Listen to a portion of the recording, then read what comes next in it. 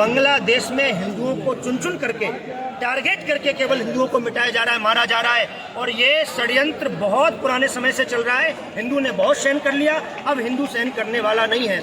जिस प्रकार से एक विशेष कौम, मैं आपके माध्यम से खुल करके कहना चाहूँगा, एक विशेष कौम ही केवल हिंदुओं को परेशान और टारगेट कर रही है। उस विशेष कौम के लोग सबसे ज़्यादा भारत में रहते हैं, और अगर भारत से बाहर इस प्रकार से वो हिंदुओं को परेशान करेंगे, मिटाने का यत्न करेंगे, तो फिर भारत में उस विशेष कौम को बिल्कुल नहीं रहने दिया जाएगा। या उनके जो वो एक्शन भारत से बाहर दिखा रहे हैं, उसका रिएक्शन फिर भारत में बहुत तगड़ा होगा। क्योंकि सबको ही जानता है 56 कंट्रियों से ज़्यादा, सबसे ज़्यादा वो भारत में ही पनाह लेते हैं, भारत में रहते हैं। बांग्लादेश में पिता के सामने पुत्री का बलात्कार हो रहा है, पति के सामने पत्नी का बलात्कार हो रहा है, हिंदुओं के घरों को जलाया जा रहा है, चुन चुन करके केवल हिंदुओं को नष्ट किया जा रहा है। आज हिंदू जागृत हुआ है, और आपके माध्यम से मैं कहना चाहता हूँ, अब ये हिंदुओं का, हिंदू कभी हिंसक नहीं है, इसमें कोई संदेह नहीं है, पर हिंदू कभी नपुंसक भी नहीं रहा है। अब हिंदू जागृत हुआ है और इसका जवाब दिया जाएगा, चुपचाप नहीं बैठा जाएगा। शेख हसीना को भारत से बाहर निकाले, उसके वजह से ज्यादा ये हो रहा है। भारत बिल्कुल नहीं देनी चाहिए उसको। देखिए, आप बीच में एक बार भारत अपने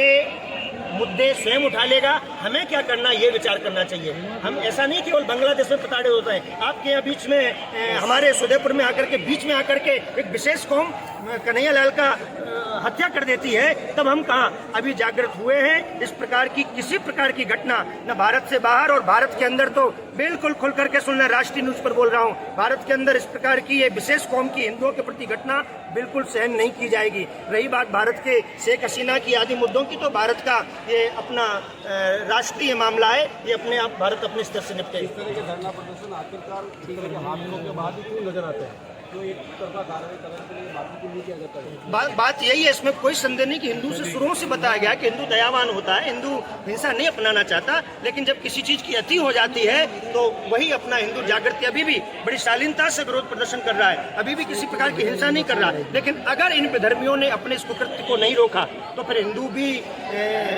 अपने बचने के लिए, अपने हिंदुओं को बचाने के लिए फिर किसी भी स्तर तक जा सकता है। Thank you.